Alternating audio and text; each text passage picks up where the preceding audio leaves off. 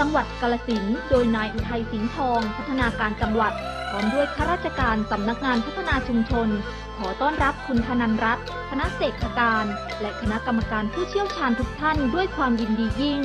ในโอกาสลงพื้นที่เยี่ยมชมวงโปงลางทั้ง3แห่งได้แก่โรงเรียนอนุกูลนารีวิทยาลัยนาฏศิลป์กาฬสินธุ์และโรงเรียนกาฬสินธุ์พิทยาสันเพื่อร่วมประกวดวงดนตรีพื้นบ้านโปงลางชิงถ้วยพระราชทานสมเด็จพระเจ้าลูกเธอเจ้าฟ้าสิริวัณณวลีนารีรัตนราชกัญญาครั้งที่1ประจำปี 2569 และร่วมประชาสัมพันธ์สร้างการรับรู้ภูมิปัญญาท้องถิ่นสู่การต่อยอดอย่างยั่งยืนยินดีต้อนรับสู่เมืองน้ำดำดินแดนแห่งโปงลางค่ะ